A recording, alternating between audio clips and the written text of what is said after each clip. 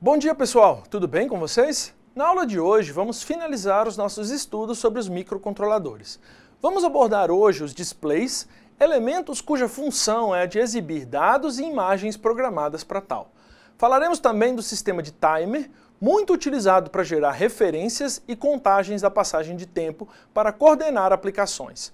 Falaremos também sobre o conversor analógico digital, parte fundamental dos microcontroladores. E, por fim, falaremos brevemente sobre o sistema de comunicação dos microcontroladores com os demais circuitos de um sistema. Então, vamos começar a nossa aula de hoje, tá? Pessoal, vamos lá, ó. Vamos começar a falar hoje sobre os displays, tá? O que é um display, gente? Um display ou mostrador, tá? É um dispositivo de interface homem-máquina, tá? A gente pode chamar isso geralmente de HU, tá? Human Interface, tá? Ou interface IM, HIM, interação homem-máquina, IHM, tá? Para a apresentação de informação de modo visual ou táctil, tá? Nome muito bonito para dizer o quê? Eu tenho um monitor. Você está olhando para um monitor. O seu monitor é o quê? Um display, tá? Tudo aquilo que está mostrando algo de forma visual é um display, tá? Gente, mesmo que seja também de forma táctil, tá? Por exemplo, pessoas com deficiência visual, tá? Elas conseguem ler utilizando o braille, tá? Então elas têm um dispositivo de braille, ou seja, elas estão lendo, ou seja, passando uma informação para a cabeça delas por modo táctil, tá? Enquanto os deficientes visuais usam o tato para fazer isso, pessoas que não têm a deficiência visual utilizam os olhos para fazer isso, tá? Então a gente tem essas duas formas, tá ok? Então olha só, displays eletrônicos estão disponíveis para apresentação de informação, tanto sob forma visual quanto táctil, tá? Como eu disse, para pessoas que não têm deficiência visual, vamos utilizar um monitor, algo que exiba uma imagem. E para as pessoas que têm essa deficiência visual, vamos fazer esse monitor em braille, ou seja, eu vou estar identificando essas imagens ou por toque, por informação táctil, tanto também quanto som. Eu posso fazer uma descrição da imagem, seria um tipo de display também, tá ok? Então olha só, quais os outros tipos de display que eu vou ter, tá? Tipos de display, o que eu posso utilizar? Ó, o tipo mais comum durante muito tempo era o chamado CRT, ou tubos de raios catódicos, tá? Eram aqueles dispositivos grandes, televisões mais antigas, monitores grandes. Por quê? Eu tinha literalmente um tubo, gente. Esse tubo que está aqui, ó, tá? Esse tubo eu tinha o quê? Eu tinha elétrons que entravam por esse tubo, eram acelerados, e esses elétrons colidem, né, com a parte interna do meu tubo aqui de raios catódicos, e aqui sim eu vou emitir a luz. E essa era a forma de se fazer antigamente esse display, tá? O que é o grande problema dele? Primeiro, eu precisava esperar ele aquecer, eu precisava fazer com que ele tinha um controle bem mais complicado e não tinha tanta resolução de imagem, porque aquela imagem, ela é o quê? Ela é analógica, tá? É uma imagem, por que analógica? Porque eu poderia colocar cor em qualquer parte, qualquer cor, tá? Diferente de um sistema digital que a gente tem, tá? Um pouco mais antigo, gente, eu tinha os displays valvulados. Esses eram bem mais complicados, tá? Isso morreu, vamos dizer assim, deixou muito de ser utilizado ali no final da década de 80 para início dos anos 90, as televisões a válvula, elas deixaram de ser utilizadas, tá ok? Vamos falar agora de tipos muito comuns para a gente. Os displays de segmentos, tá? Especialmente o display de 7, 14 e 16 segmentos, tá? Pessoal, o que eu faço com um display de 7, 14 e 16 segmentos? Eu vou fazer o quê? Ó, eu vou acender uma parte específica que a gente chama cada um de segmento. Cada segmento desse tem um LED lá dentro. Então eu vou fazer o quê? Eu vou controlar esse display de forma a acender ou apagar o LED em questão. Tá? Quando eu vou acendendo ou apagando o LED em questão, eu formo o caractere que eu quero. Eu posso ter qual caractere? Para 7 segmentos, tem uma gama de caracteres. Para 14 tem o outro e para 16 tem o outro também. Então eu posso formar o segmento, o caractere que eu quiser dentro desse tipo de coisa. Tá? Por último aqui, ó, gente, tenho também a matriz de LED, tá? De 5 por 7, ou seja, tenho 5 LEDs por 7 outros aqui. Então, o que eu posso fazer com esses LEDs aqui? Gente, eu posso piscar esses LEDs do jeito que eu quiser, fazendo da forma que eu quero, controlando ele, formando a imagem que eu quiser, tá? Não tenho problema com relação a isso. Então, é um tipo de display que eu tenho, tá? Por que é display? Porque eu estou mostrando uma informação a partir disso aqui, tá ok? Então, eu estou fazendo esse ponto. Bom, quais outros tipos de display que eu tenho? Tá. O display de vácuo fosforescente. Olha só, o que é esse vácuo fosforescente? Gente, isso era muito utilizado em dispositivos mais antigos. Ó. Eu tenho esse display que está simplesmente mostrando na tela para mim esses caracteres, mas nesse fundo aqui não é um LED, tá? Eu tenho só a indicação desse ponto. Posso falar que é um tipo de sistema digital ou analógico? Depende, estamos mostrando a imagem por meio de um dispositivo, de um sistema analógico, mas a ilustração, ou seja, o número mostrado é um valor digital, tá certo? Outra coisa, temos aqui, ó, isso aqui é bastante atual, é o chamado OLED, ou Organic Light Emitting Diode. É um diodo de material orgânico. O que permite ele para mim? Permite mostrar imagens num dispositivo que chega a ser flexível. Tá? É um dispositivo bastante caro, mas muito, muito digital. Por quê? Cada partezinha dessa imagem ela é construída digitalmente e mostrada de acordo com a programação que eu quero para exibir aí. Então é um valor 100% digital essa imagem. Qual a grande vantagem? Tem uma resolução altíssima. Posso colocar uma quantidade alta de LEDs e aumentar muito a resolução do meu sistema. Tá ok? Bom, dando sequência, tenho também os mais comuns que são o quê? Os LCDs, ou display de cristal líquido, tá?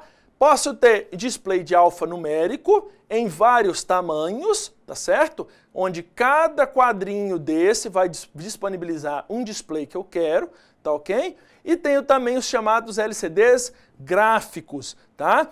Com ou sem toque, ou sem sensibilidade ao toque, tá? Esses displays, gente, eles podem trazer para a gente uma série de informações, são baratos para serem utilizados, enquanto os dispositivos LCDs os gráficos, eles estão mais caros, mas por outro lado, podem ser utilizados para uma vasta gama de informações também, tá ok? Então aqui a gente tem esse tipo de LCD também, tá certo? Bom, falamos um tanto sobre os nossos displays. Agora vamos voltar a falar sobre uma das formas dos periféricos mais importantes do meu dispositivo, tá? Que são o quê? São os timers, tá? Os timers, gente, ou temporizadores, são essenciais para qualquer aplicação, tá? Por quê, gente? Por que eu tenho um timer? Primeiro, eu posso gerar eventos fixos ou periódicos, ou seja, por período. Posso gerar a chamada modulação por largura de pulso, o PWM. Posso fazer uma ativação periódica de alguma coisa, posso fazer uma contagem controlada por bordas, tanto a borda de subida quanto a borda de descida. Não está lembrando o que é a borda? Na aula anterior, a gente falou sobre a borda de subida e borda de descida do clock. Dei uma lembrada disso lá, tá? Faz a substituição dos loops de atraso por chamadas de timer, permitindo a CPU ficar em um modo de baixo consumo, dormindo, consumindo muito menos energia. Gente, um timer, ele é o quê? Ó, vamos continuar lendo aqui que daqui a pouco eu falo. Ó, um timer ele faz o quê? Consiste basicamente de um registrador, contador, normalmente de 8 ou 16 bits, onde o conteúdo é automaticamente incrementado a cada pulso de clock recebido, tá? Quando a contagem atingir o valor máximo do registrador, que é de 255 para 8 bits, ou de 65.535 para 16 bits, ou um valor estabelecido, uma interrupção é gerada, tá? Pessoal, olha que coisa bacana. O que o timer essencialmente ele é? O timer ele é um contador. Ele fica lá contando 1, 2, 3, 4, 5, 6, 7, 8, 9, 10, tá? Então, ele tem dois valores. Ele é um timer de 8 bits, onde ele vai contar de 0 até 255 e vai contar de 0 a 65.535 para um timer de 16 bits, tá? Todas as vezes que o timer atingir o valor máximo dele ou um valor que você define, o que ele vai fazer? Ele vai gerar uma interrupção. Então ele gera uma interrupção, aquela interrupção é tratada e volta. Nesse momento, o que a CPU vai ficar fazendo? Isso mesmo que você pensou, gente. Nada. A CPU não faz nada enquanto o timer estiver contando, tá? Então, é muito comum hoje trabalhar com microcontroladores fazendo o quê? Simplesmente chamadas de interrupção de timer. Então, eu faço uma chamada periódica. Então, olha só, vamos fazer um desenho aqui breve, ó. Aqui seria a rotina de execução simples principal da CPU, tá? O que ela vai fazer aqui dentro? Isso mesmo, gente, nada, tá? Nada. E aí eu vou ter o meu timer aqui, ó. O meu timer está aqui externo contando. 1, 2, 3, 4, 5 e assim por diante. Chegou no valor que eu defini, o que o timer vai fazer? Opa, gerar uma interrupção. Gerou uma interrupção, aí a CPU faz o quê? A CPU não estava fazendo nada. Aí ela faz o quê? Opa, aí a CPU acorda. Opa, a CPU acordou, aí faz o quê? Atende a rotina de interrupção. Lembra lá do ISR da interrupção? Então ela vem aqui, atende a interrupção, resolveu a interrupção, setou o flag, voltou para a CPU. Aí o que a CPU vai ficar fazendo agora? Exatamente, nada. E o timer volta a contar de novo. Aí o timer está contando. 1, 2, 3, 4, 5, 6, 7. Opa, chegou no ponto, outra interrupção. No momento em que eu quero, a CPU acorda, resolve o problema da interrupção e volta, tá? Posso ter mais de um timer? Claro, gente. Aqui eu tenho um timer 1. Aqui eu posso ter, por exemplo, o timer 2. Aí o timer 2 está lá, 1, 2, 3, 4, 5, tá? Que o valor é diferente do timer 1, tá? Timer 2 atingiu o valor, opa, veio para cá. Acordou a CPU. A CPU faz o quê, ó? Outra interrupção, ISR, de novo, tá? Veio, tratou a interrupção, volta para cá. Timer 2 volta a contar. Começou a contar o timer 2 de novo, o timer 1 está atuando outra vez. Outra interrupção do timer 1, que atende a essa interrupção aqui, o ISR de novo, volta para a CPU, terminou a interrupção do timer 1, a interrupção do timer 2 chama outra vez, atende, processa e volta. E assim sucessivamente. Entendem, gente? Sem o timer, a CPU tinha que ficar trabalhando o tempo inteiro. E aí o consumo de energia seria muito maior. Com o timer, a CPU fica parada a maior parte do tempo e só funciona quando o timer disser, olha, agora você vai funcionar. Ela funciona e depois volta a dormir. Depois o outro timer vem, agora você vai funcionar. E aí o timer volta a dormir, tá? Então, gente, essencialmente, a CPU, ela funciona só à base de interrupção. Ela fica o tempo todo fazendo nada e fica só atendendo a interrupção, ou seja, eu vou só atender a interrupção e no resto ela não faz nada. Isso é bom? Isso é excelente, porque aí ela faz o quê? Não gera energia, tá? Não gera não gasta energia, me desculpem, tá? Então ela não gasta energia.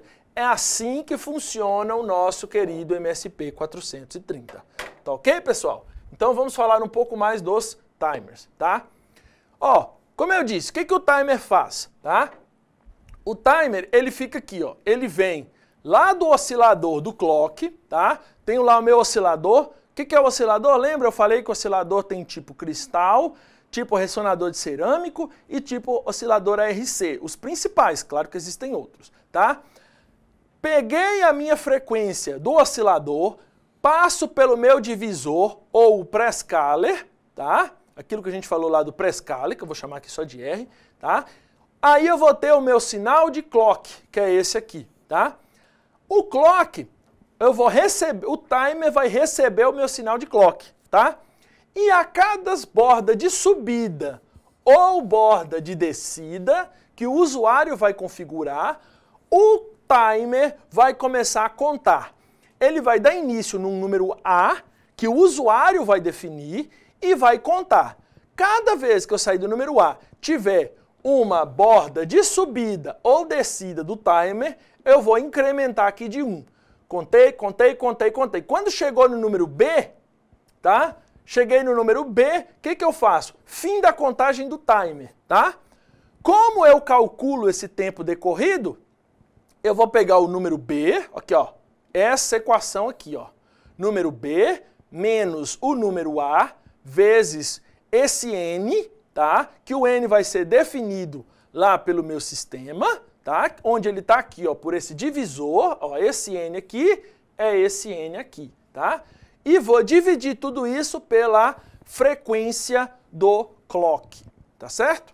Então olha só, ó, os pulsos que chegam do oscilador interno, através do divisor, vão incrementar, somar uma unidade ao valor do registro do temporizador, tá? Assim é possível medir o tempo entre dois eventos, tá? Se o valor do registro é T1 no momento inicial e T2 no momento final, então o tempo passado é igual ao resultado da subtração T2 menos T1, tá? Olha só, gente. Valor do registro é T1 no momento inicial e T2 no momento final. Então eu quero sair, por exemplo, de 0. Vamos dar um exemplo aqui no próximo slide, tá? Vou pegar aqui e passar para o próximo slide, que aí a gente vai ver mais na prática como é que funciona. Bom, vamos pegar aqui, ó. Por exemplo, eu posso sair do número 0 e ir até o número 200, tá? Aqui seria A, aqui seria B, ok? E aí eu vou fazer o quê? 200 menos 0, multiplicado por quê? Por um divisor. Vamos supor que o divisor aqui seja 1, tá? Seja 1. E vou dividir pelo quê? Pela frequência do meu clock. A frequência vai ser o quê aqui, por exemplo? Ó, 1 kHz, tá? Então eu vou fazer o quê? Fazer 200 dividido por 1000, tá? Então, ó, posso cortar esse 0 com esse 0, com esse 0, com esse 0. Resultado, eu vou ter o quê? 0,2 segundos de tempo que o meu clock vai estar contando, tá? Como dimensionar isso diferente? Posso mudar a frequência do timer, que já é um pouco mais difícil, mas o que eu mais faço é o quê? É afetar esse multiplicador aqui, ó. Quanto mais eu mexo nesse multiplicador, mais eu consigo um resultado diferente do timer, tá certo? Então isso aqui que eu vou modificar, tá bom?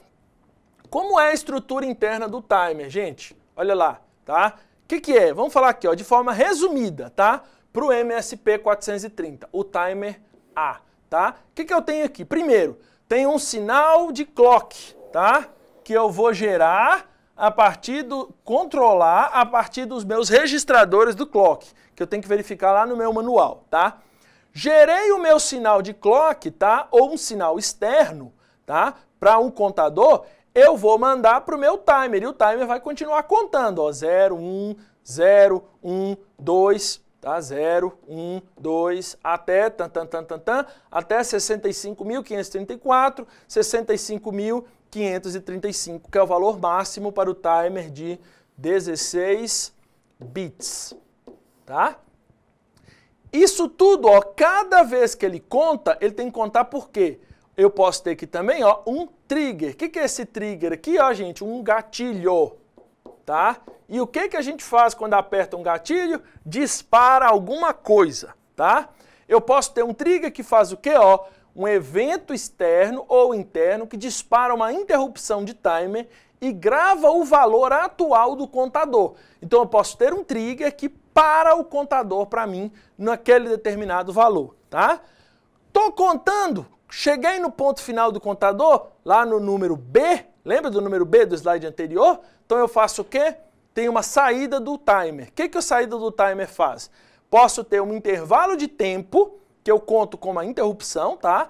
Quando a contagem atingir um valor programado, gera uma interrupção, ou gera um pulso com modulação PWM, que é a modulação por largura de pulso, tá? Essa modulação PWM, gente, ela é muito utilizada para controlar motores, inversores e até mesmo conversores de energia, tá? Conversores DC-DC ou DC-AC ou AC-DC, tá? Então a gente faz muito isso por meio do PWM, tá certo? Bom, então, gente, de forma um tanto resumida, esse é o nosso timer, tá?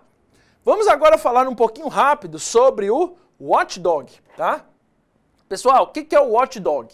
Olha até o desenho, começar com esse desenho aqui, ó, tá? O que esse desenho tá aqui? Um cão raivoso, certo? E o que esse cão raivoso está dizendo aqui? Ele seria o seu cão de guarda, tá? E a tradução da palavra watchdog é exatamente essa, cão de guarda. Qual é o objetivo principal? O objetivo principal do watchdog é para proteger o sistema contra falhas de software, tais como o programa tornar-se preso em um loop infinito involuntário, tá? Se o programa tiver uma falha e ficar rodando infinitamente, ele não vai sair do lugar. O que o watchdog, ou seja, o que o nosso cão de guarda faz? Ele vai lá e atua em cima. Então ele faz o que também? Ó, controla a inicialização se ocorrer problemas de software, tá? O código deve o quê? Ó, vigiar o cão. Na verdade, é o cão vigia, tá? Antes desse intervalo expirar. Caso contrário, ele atua o power up clear. Ou seja, se o sistema está travado, ele está travado, não está funcionando dentro do intervalo que o watchdog está programado para atuar, o que ele vai lá e faz? Ele atua o power up clear, ou seja, ele reinicializa o sistema. Tá certo? Então, que intervalo é esse? Ó, intervalos selecionáveis que eu vou programar com o meu dispositivo, tá certo? Então, olha só, o Power Up ativa o watchdog com aproximadamente 32 milissegundos para a reinicialização, tá? Então, o watchdog faz o quê? Atua lá no código, tá? E para isso, gente, o código deve inicializar o WTD, que é o Watchdog Timer. Se eu não inicializar o watchdog no código, ele não vai funcionar. E aí, se ele travar, ele vai ficar travando. Entendeu? Então, olha só. Além da PUC, que é a habilitação do watchdog, eu tenho também um outro registrador, que é o WDTIFG, que é o Watchdog Interruption Flag, tá? Ele controla e a reinicialização do vetor de interrupção. Então, gente, deu problema lá, certo? Aí eu faço o quê? O watchdog atua, chama uma interrupção, sai do código em qualquer momento e aí eu posso tratar o meu sistema do jeito que tiver, tá? Então, olha só, o código pode usar, o WTIFG para determinar se o watchdog causou a interrupção, tá? Então, aí a própria configuração aí pode determinar se é o watchdog que causou a interrupção. Se o watchdog causou a interrupção, é que eu tenho certeza que o código tem algum problema, tá certo? Ou seja, se o código não tiver nenhum problema, o watchdog não vai atuar de forma nenhuma, tá? Mas ele atua quando o código tem algum problema, tá certo? Ó, o Watchdog Timer do MSP430, o que ele tem? Ele consiste basicamente de um contador de 16 bits, um timer igual a gente falou, que ao final da contagem, selecionada pelo usuário, ou seja, o tempo que eu vou determinar, pode gerar um reset, tá? Então, o sistema está rodando, está rodando, está rodando. Travou. Aí o watchdog começa a contar, ou seja, estou prestando atenção. Ah, o watchdog estourou o tempo, ou seja, o código não retornou informação, o watchdog vai lá e faz o quê? Reseta um ponto específico do código, tá? Então, olha só, é possível programar também para apenas gerar um sinal de interrupção, tá? E aí, nesse caso, ele passa a funcionar apenas como um temporizador, ou seja, eu não preciso reiniciar o código, mas posso desviar o código para uma interrupção do sistema e dizer assim, opa, agora você vai atuar só nesse registrador aqui, ó. O registrador de controle do watchdog, o WDT-CTL, tá? É assim que ele é identificado lá no manual, é um registrador protegido por senha, tá? A escrita nele é controlada por hardware, tá certo? Eu não posso mudar ele por software, tá? Se durante a escrita o conteúdo do byte mais significativo não corresponder ao valor em hexadecimal 0x5A, o conteúdo do restante do registrador não será alterado e ocorrerá um reset do sistema. Gente, ou seja, se por software você for lá e tentar trocar o valor do watchdog e esse valor do byte mais significativo não corresponder a esse valor aqui, 0x5A, o sistema não vai ser alterado e vai resetar o meu negócio, tá certo? Então, é uma das funções do watchdog, ou seja, eu só posso trocar o valor desse cara mexendo no hardware. Eu não posso alterar ele via software. O que é no via hardware? Eu tenho que ir lá fisicamente e modificar alguma coisa no circuito para alterar o valor do watchdog, tá? Caso contrário, ele tem valor fechado e eu não posso alterar ele. A única coisa que eu posso alterar é o valor do timer, tá? Ou seja, o quanto ele vai contar, tá certo? Então, olha só, também é possível desligar o watchdog de forma a economizar energia, tá? E aí você pode fazer isso através desse registrador aqui, ó, o WDT Hold, tá? Então você pode configurar o watchdog de forma a desligar ele, ok? Bom, posso desligar o watchdog e aí eu vou fazer o quê? Eu vou até economizar a energia do meu sistema. Porém, se o sistema der algum problema, vai continuar com problema, porque o watchdog não vai estar atuando. Tá certo, pessoal? Bom, tá? Ó, o módulo de watchdog timer, tá? Tem o quê? Funções. Quais são os problemas principais que eu tenho quando eu estou usando a função do watchdog? Primeira coisa, o programa está reinicializando constantemente, tá? O watchdog pode estar atuando, você não vê que ele está atuando e o programa está reinicializando. Está reinicializando. Você fala, poxa, por que o programa está reinicializando toda hora? Verifica se o watchdog está habilitado, ele está olhando, aí você faz o quê? Ou você desliga o watchdog, ou você desabilita o watchdog, ou você vai ajustar, configurar o watchdog, tá certo? Outra coisa que pode acontecer é o programa agir de forma estranha. Por exemplo, como é que é a execução do código, como é que o código está atuando num ponto que você nem esperava que ele estivesse atuando, tá? E aí, o que você vai fazer? Tentar definir a interrupção próximo ao início do código, tá? Você coloca bem no início do código para ver se o sistema está reinicializando mesmo ou não, tá? E outro problema, a CPU parece congelar antes mesmo de chegar na primeira instrução, tá? Antes de chegar na primeira instrução do código, o que vai acontecer, tá?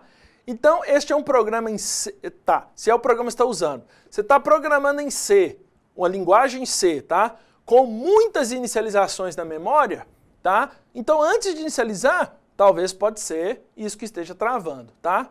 E só pode ocorrer conversões muito grandes na memória do dispositivo. Você programou um código enorme, enorme, enorme, tá? E aí, isso tem, tá? Uma possível solução é, na programação em C, usar essa função low-level init para parar o watchdog durante essa execução. Só no começo. Você tira a execução do watchdog no começo e depois você continua a execução do seu código. tá certo? Bom, gente, como eu disse, o watchdog também é uma função complexa. A gente está passando uma breve introdução aqui, tá certo? Então agora a gente segue para o conversor analógico digital, certo? Pessoal, o conversor analógico digital, ele é extremamente importante. Por quê? Porque é ele que vai fazer a interface entre os sistemas do mundo real, os sistemas analógicos, e vão passar para o sistema digital, tá certo? E o que o conversor AD faz? Recebe uma tensão analógica de entrada e depois de um certo tempo produz um código digital de saída que representa a entrada analógica, tá certo? Então vou ter o meu sistema, tá certo? De forma que aqui, ó, vou ter uma entrada analógica, tá? Vou passar por sistemas internos e vou sair com o meu sinal digital, que tá aqui, ó, sistema, o resultado digital que eu quero, tá ok? Como é que ele funciona? Tem um pulso start para iniciar a operação e na taxa determinada pelo clock, tá? A unidade de controle modifica o valor armazenado no registrador, tá? O valor binário armazenado no registrador é convertido para a tensão analógica VAX pelo conversor DA. Vamos seguir aqui, ó, pelo... Toda essa inicialização é que está aqui. Os dados estão representados aqui, tá? Então, olha só. O amplificador operacional, esse cara aqui, ó, compara VAX, que é esse cara aqui, com a entrada analógica VA, tá? Se VAX for menor que VA, a saída do comparador fica em alto, tá? Quando VAX for maior que VA, por no mínimo uma tensão limiar V1, a saída do comparador vai para baixo e para o processo de modificar o número do registrador. Nesse ponto, VAX e VA dentro da resolução e precisão do sistema, tá? E a lógica de controle, então, sinaliza o fim da conversão para esse valor, tá certo? Pessoal, o que é isso? Ó, a minha unidade de controle está aqui. Eu vou receber o dado, tá? Recebi o dado aqui, ok? Aí eu vou passar para o registrador que está aqui, tá?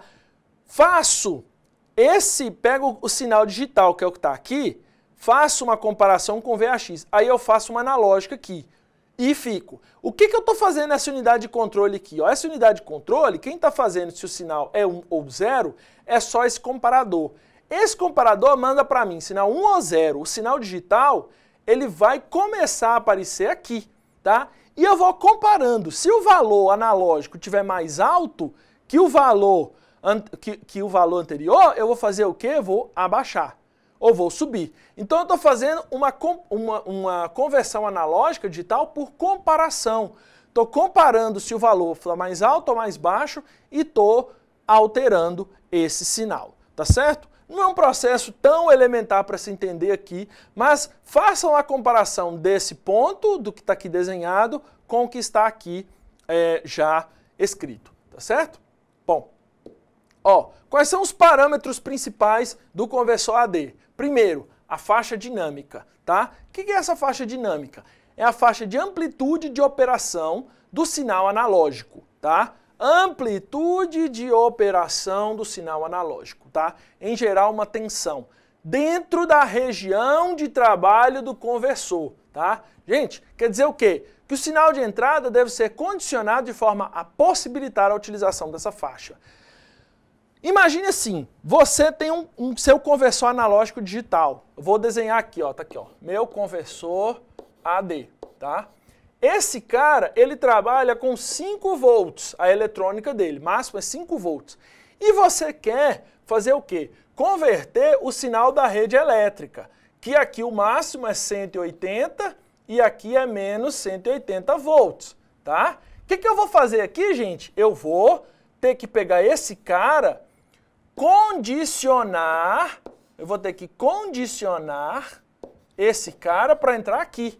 Tem que sair de 180 para 5, tá? Então eu preciso colocar essa faixa dinâmica que seja de acordo com a tensão máxima e mínima do meu conversor AD, tá certo? A resolução é a menor quantidade que pode ser convertida dentro da faixa dinâmica do sinal de entrada e é especificada pelo número de bits do conversor, tá? Por exemplo, gente, se eu tiver um conversor de 10 bits, tá? 10 bits. Como é que eu vou encontrar a resolução se o cara aqui for 5 volts? Eu vou pegar a faixa dinâmica, que é 5 volts, e vou dividir por 2 elevado ao número de bits. 2 elevado a 10, ou seja, 5 dividido por 1024. Tá certo? Que daria mais ou menos alguma coisa tipo 0,00045 volts. Então, qualquer variação dentro desse valor aqui dá uma alteração dentro do meu conversor AD. Tá certo? Ó, intervalo de quantização. Menor intervalo de tensão que pode ser resolvido pelo conversor, onde VFS é a tensão máxima da faixa dinâmica e N é a resolução do conversor, tá certo? Erro de quantização, tá? É o erro intrínseco ao processo de conversão analógico-digital pela discretização dos níveis de tensão de entrada na etapa de comparação, tá? Ela expressa o quê? O desvio do resultado de conversão de uma reta ideal, tá? É expresso em porcentagem do valor total. Olha só, erro de linearidade de 4% equivale a uma linearidade de mais ou menos 1 bit num conversor de 8 bits. Gente, então isso é mais ou menos assim. Se você espera, você tem um resultado, um valor analógico e vai passar por um conversor digital, se ele tiver um erro de linearidade alto, pode ser que o resultado que você tem digital seja diferente do resultado do valor analógico que você tenha. E isso, por que você tem que analisar isso? Porque isso vai de acordo com a aplicação que você esteja tendo. Se você quer, por exemplo, mandar um foguete para a Lua, um erro de 0,4% significa muita coisa, mas muita coisa mesmo. Agora, se você está querendo controlar um braço de um robô que vai andar, por exemplo, 5 centímetros, 0,4% pode não ser tanta coisa, entendeu? Então tudo isso vai de acordo com a aplicação que você está dizendo, tá? O tempo de conversão, tá? É o tempo necessário para se obter o valor de saída digital para, a partir do momento em que o sinal de entrada foi aplicado e iniciado o processo de conversão, tá? Então, dependendo da estrutura do circuito utilizado e da sua resolução, de modo geral, quanto maior a resolução, maior o tempo de conversão, tá? Pessoal, se o tempo de conversão for muito grande, o seu programa não pode ser rápido. Você tem que dar tempo para a conversão analógico-digital ser feita, tá certo? Ó, e a velocidade de conversão ela é medida em samples por segundo, ou seja, em amostras por segundo. Quanto mais amostras por segundo você tiver, melhor o resultado da sua conversão e menor ainda o erro de quantização que você tem, tá certo? Então eu preciso de um conversor rápido se eu estou utilizando sistemas rápidos nessa história, tá ok? Ó, exemplo de conversão analógico digital, tá certo? O que eu tenho aqui, ó? Esse vermelhinho aqui, gente, ó, esse vermelhinho, que eu estou pintando de preto agora, é o meu sinal analógico, tá? E quem que é o meu sinal digital? São as barrinhas verdes aqui, ó. Tá certo? Olha só isso aqui. Tá vendo, gente? Um dos erros de quantização, gente, é isso aqui, ó. Olha o sinal analógico, como é que ele faz uma quedinha aqui, ó. Observe esse ponto aqui, ó. Deixa eu apagar ele aqui. Vamos analisar só esse pedaço aqui, ó. Olha como o vermelho, ele decai, tá? Ao longo do tempo. E o sinal digital, ele vai ser representado unicamente por uma barra, num único sinal, tá? E o que isso quer dizer? Ó, por que eu tenho isso? Porque eu tenho 2.000 amostras por segundo apenas e uma quantização de 20 níveis. Então eu estou passando aqui, ó, 1, 2, 3, 4, 5, 6, 7, 8, 9, 10, 11, 12, 13, 14... 15, 16, 17, 18, 19, 20 níveis só que eu estou pegando. Se eu faço o que agora para melhorar o meu resultado? Eu saio de 2.000 para 40.000 amostras por segundo e utilizo 40 níveis de otimização. olha esse pedaço aqui, ó. Esse pedacinho que a gente está aqui, ó, ele vai estar mais ou menos aqui agora, ó. Olha a diferença, gente. Aqui tudo era representado por um único nível. Aqui agora vai ser representado por 2 níveis. Tá vendo como muda a precisão do sistema agora? Esse resultado digital aqui, ele é bem melhor do que esse resultado aqui. Quer dizer que esse resultado aqui é errado? Não, ele só tem menos precisão do que esse resultado aqui. Tá ok? Então, gente, olha só. Por exemplo, um CD, né, que é o Compact Disc, ele tem o quê? 44.000 amostras por segundo e 65.536 níveis de sistema, tá? Para ser gravado ali. Então, o CD tem essa qualidade sonora muito boa por causa dessa grande taxa de amostragem por segundo, tá ok? Tá. E por último, gente, para finalizar agora, vamos falar sobre as comunicações, tá? Por que essa comunicação? Porque eu preciso poder comunicar um processador com o outro, tá? Se eu não comunicar um processador com o outro, eu vou ter uma informação isolada ali dentro, tá? Então olha só o exemplo que a gente começa, ó. Como eu estou comunicando de um sistema central para outros periféricos, tá? Eu preciso fazer isso, que é comunicar. Então uma característica muito importante dos sistemas microprocessados é a capacidade de se comunicar, ou seja, capacidade de trocar informações com outros sistemas no ambiente, tá? Em baixo nível, o que é esse baixo nível, gente? A máquina, o circuito eletrônico, ele está comunicando com o outro. Então isso é baixo nível, tá? A gente está comunicando como? Por meio de sinais elétricos apenas, tá?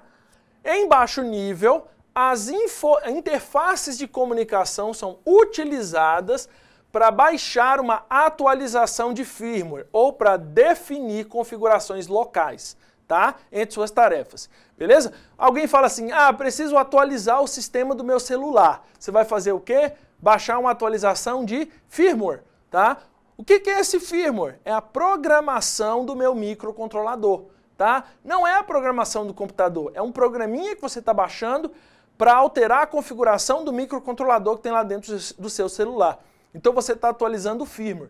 E como é que você comunica isso? Você faz uma comunicação por meio do próprio dispositivo, tá? E em alto nível, as interfaces de comunicação são usadas para a troca de informações em aplicações distribuídas. Por exemplo, você está usando a internet, você está usando a própria linguagem falada. Isso são formas de alto nível de trocar, de se fazer comunicação. Mas em baixo nível, a gente precisa de regras muito bem estabelecidas para fazer isso. Como é que a gente vai fazer essas comunicações? Vamos ver lá, ó. Eu tenho duas formas de fazer essa transmissão. Como é que é ela? Eu tenho uma forma paralela e tenho uma forma serializada de fazer isso, tá? Bom, a forma paralela é o quê? Eu vou ter que definir primeiro um receptor e vou ter que definir um transmissor. Comunicando o receptor para o transmissor, eu vou fazer o quê? Eu vou definir aqui 8 bits, eu preciso de 8 canais de informação e preciso de 8 canais no meu transmissor também. Então eu vou fazer o quê? Transmitir um bit em cada canal, de forma que eu vou transmitir 8 bits paralelamente, aqui ó, ao mesmo tempo para o receptor, tá? Essa transmissão paralela, ela já não é tão mais usada, porque ela é uma transmissão cara, ela gasta muita energia para ser feita, tá ok? E essa transmissão serial, eu faço o quê? Eu preciso de um único canal, tá? Entre o meu transmissor e o meu receptor, tá? Para isso, eu vou fazer o quê? O transmissor vai mandando um bit de cada vez. Ó, um bit de cada vez em sequência. E aí o receptor, opa, recebi o primeiro, recebi o segundo, recebi o terceiro, o quarto, o quinto, o sexto, o sétimo e o oitavo, tá? esse é o tipo mais comum de comunicação que existe. Por exemplo, quais são as formas de comunicação entre dispositivos que eu possa fazer de forma serial? Por exemplo, USB, ou do inglês, barramento serial universal. Eu estou fazendo uma comunicação serial, tá? Posso fazer, por exemplo, uma comunicação entre periféricos, que eu posso usar, que é a SPI. São formas diferentes de se fazer comunicação, tá? No livro de vocês vai ter várias e várias formas especificadas por lá, tá ok? Então a gente pode seguir agora para o nosso slide final, que é uma comparação entre a forma de comunicação paralela e a forma de comunicação serial. Olha só, o que eu tenho? As duas formas de comunicação, certo? Paralela e serial, ok? Quantas linhas eu preciso de barramento para paralela? Uma linha para cada bit. E na serial, uma linha apenas. Quem ganha? Serial. Ó, serial ganha, tá? Sequência transmitida. Todos os bits da palavra são transmitidas simultaneamente, tá? E a serial faz uma sequência de bits. Nesse caso, a paralela ganha uma vantagem, tá? Taxa de transmissão. Taxa de transmissão da paralela é alta, taxa de transmissão da serial é baixa, tá? Então também ganha a paralela, tá ok? Comprimento do barramento, tá? Paralelos só fazem distâncias curtas, tá?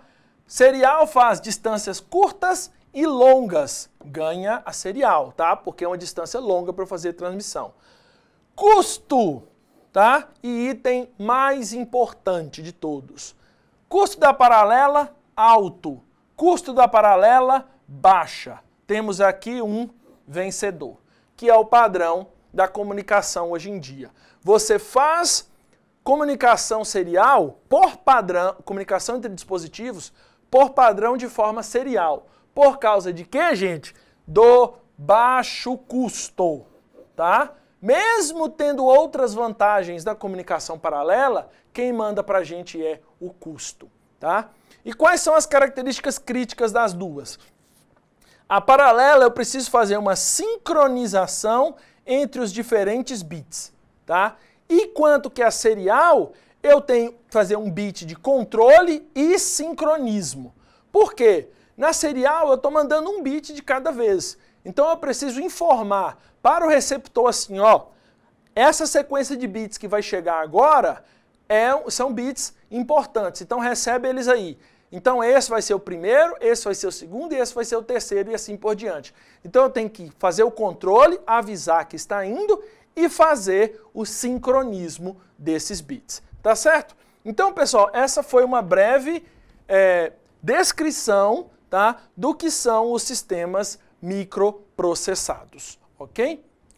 Bom, pessoal, então é isso. Nessa aula de hoje, nossa última aula, vimos os últimos periféricos dos sistemas microcontrolados. O que nós vimos hoje? Nós vimos o quê? Nós vimos os sistemas de display, ou seja, aqueles que estão sendo utilizados para mostrar as informações para a gente na tela, tá? Para mostrar para a gente as informações que estão dentro do microcontrolador, de forma que nós vamos programar isso, tá? Vimos também os timers e como eles são importantes para gerar as referências para gerar as interrupções para a gente, tá? E como eles funcionam de forma breve. Também os conversores analógicos digitais, tá? E como eles são os mais importantes de todos, tá certo? Porque sem eles eu não conseguiria ter acesso aos sistemas microprocessados, porque a gente trabalha só com sistemas digitais, tá certo? E para finalizar, a gente viu como é feita de forma breve a comunicação dos sistemas, tá certo? Pessoal, quero deixar claro que as nossas aulas, elas foram apenas de cunho introdutório. Você não consegue aprender tudo o que você precisa sobre microcontroladores e sistemas embarcados utilizando apenas as nossas aulas. Porém, deem uma boa olhada no livro que vocês têm lá e todas as referências que o livro segue, tá certo? Então eu espero que essas aulas tenham sido bastante interessantes para vocês e que possam ter trazido bastante conteúdo para vocês também. Eu agradeço muito a presença, eu agradeço muito a atenção de todos vocês, tá? E de forma rápida, muito obrigado a vocês. Espero que nos vemos na próxima, tá? Até mais e fiquem com Deus. Amém.